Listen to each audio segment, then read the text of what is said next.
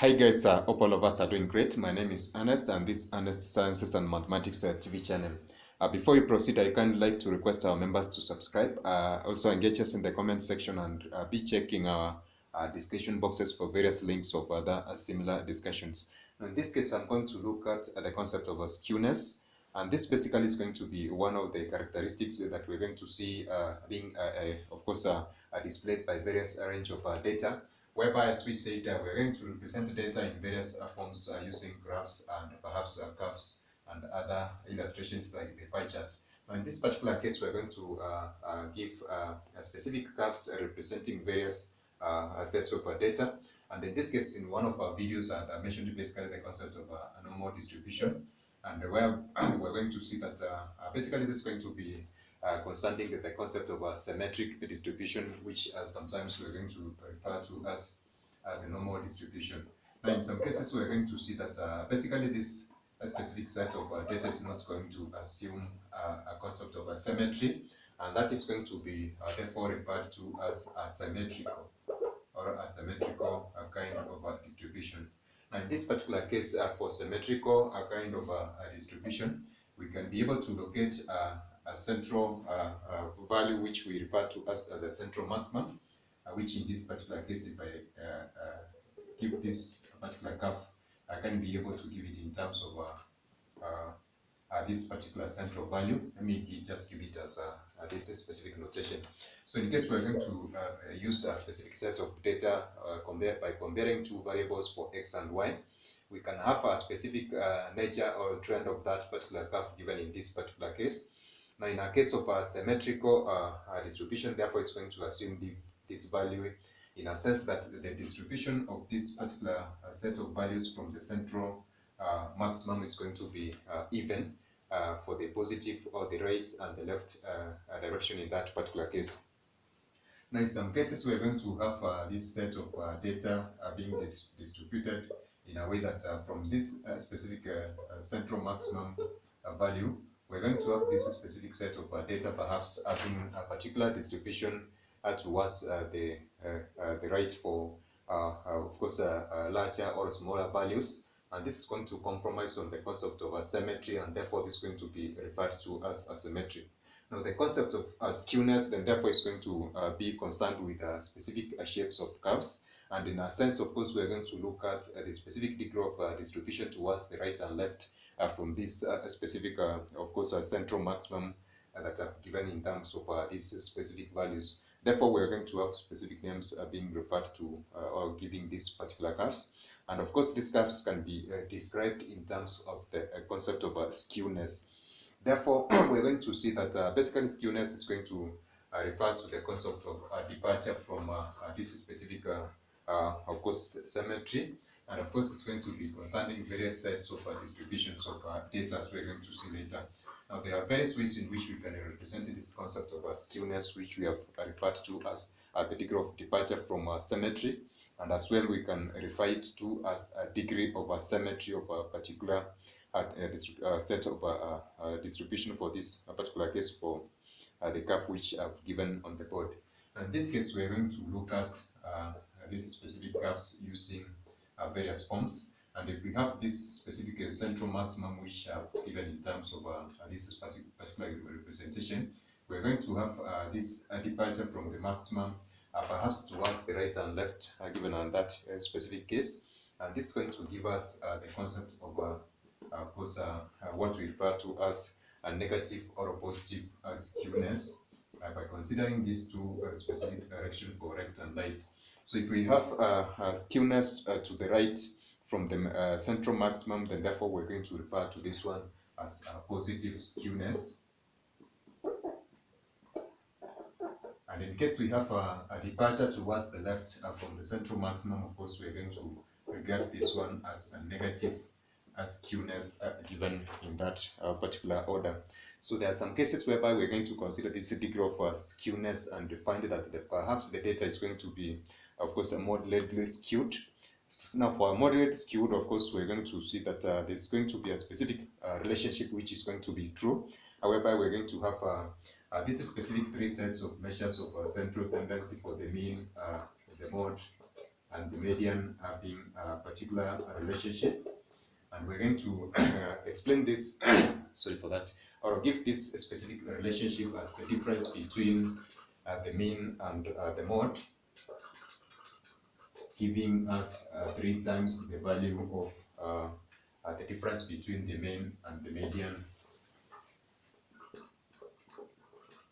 the mean minus median, given as such. So basically, I've said that we're going to see that there's going to be some degree of a departure from symmetry, which is going to be shown by various curves of different distributions. And this, of course, are going to be symmetrical curves, as I've said, from various range of data. Now, in this case, for moderately skewed kind of distribution, I've said that we're going to have, particularly for the 3 types of measures of central tendency for the mean, mode, and median, we're going to have this specific relationship holding for the difference between the mean and the mode is equivalent to 3 times the difference between the mean and the median given as such. And of course, we are going to find other various ways of representing the concept of skewness by using various procedure. Now, in this particular case, I'm going to, of course, describe 3 basic ways of trying to measure this particular concept of skewness. And of course, this is going to be among various ways in which we can, of course, obtain the concept of a skewness, or the degree of a symmetry or departure from the, of course, a symmetry of a specific distribution.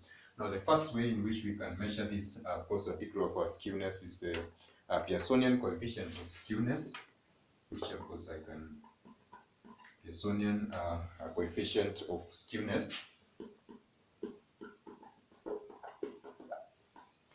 So this is going to be among ways in which we are going to measure this degree of departure from symmetry, referred to as the Pearsonian coefficient of skewness. Now, this is given as the ratio between, so this implies the skewness, and it's going to be given in terms of the mean minus the mode, divided by the standard deviation.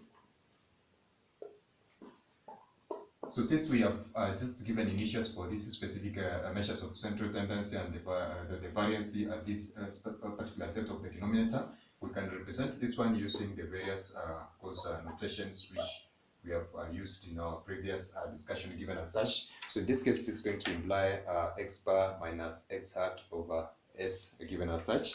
And that's going to be the Pearsonian coefficient of skewness being used as one of the measures of skewness given as such. So the next one that we're going to look at is the coefficients of skewness based on quartiles, and this is referred to as the Bowley's coefficients, the Bowley's coefficient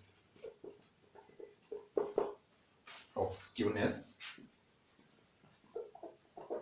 And the Bowley's coefficients of skewness, as I said, is basically on quartiles, and therefore we're going to have this one given in terms of skewness is given as the difference between the 3rd quartile minus the 2nd quartile minus the 2nd quartile minus the 1st quartile, and this is going to be all over the difference between the 3rd quartile and the 1st quartile given in this particular case. So if you try to simplify this or do an evaluation, then therefore this is going to be given in terms of the sum of the 3rd quartile plus the 1st quartile minus twice the 2nd quartile given as such, or twice the 1st quartile given as such, and therefore that's going to be all over the 1st quartile, and of course, or rather all over the 3rd quartile given as Q3 minus Q1 given as such.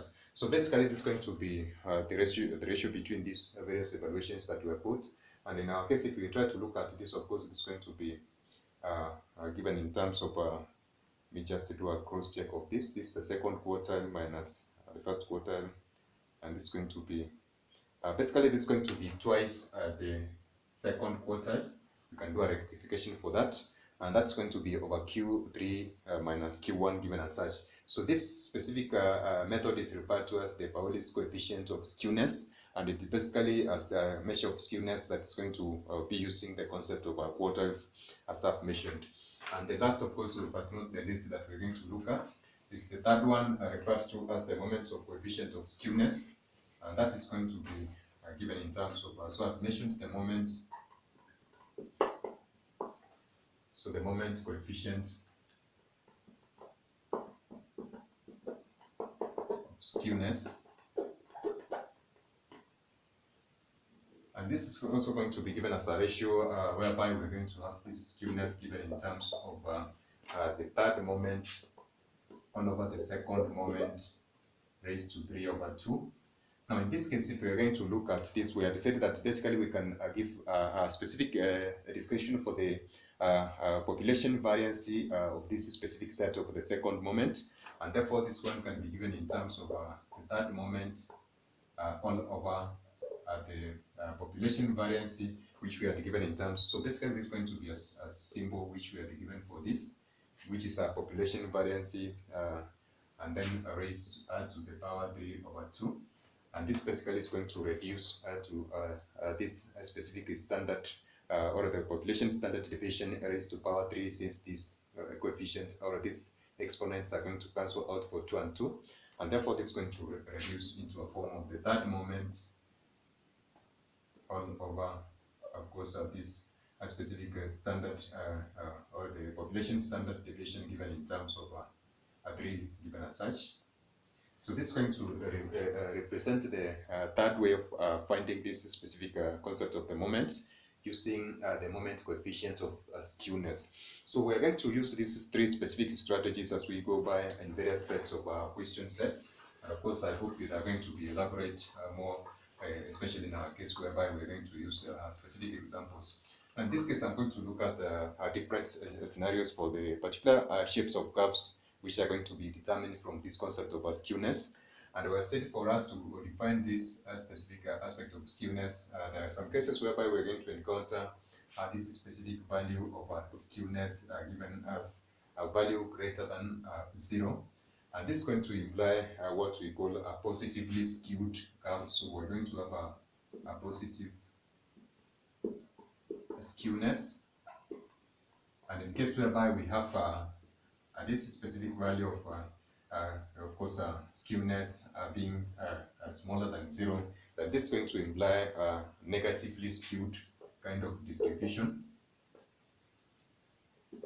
So this is going to be negative skewness or a negatively skewed distribution. And then lastly, we're going to have a scenario whereby we're going to have this skewness equivalent to 0. And this, of course, is going to be a symmetric kind of distribution, which we're going to see or perhaps be more elaborate from a graphical illustration. Now in this case, this concept of skewness is going to be assisting us to monitor the various distributions of different types of data. And of course, as I've said, from the negative and positive skewness, then therefore this is going to be deviations from the concept of symmetry or symmetrical ways of this specific distribution of various types of data as we're going to see. So catch us in our next video as we're going to look at another aspect of the concept of curves, which is going to be, of course, the concept of pickedness that we refer to as kurtosis. And that, together with the concept of skewness, are going to assist us in trying to monitor various behavior and distributions of data as we're going to go by in various aspects of statistical analysis. So that is it for now, guys. Bye, God bless you. Catch us in our next video.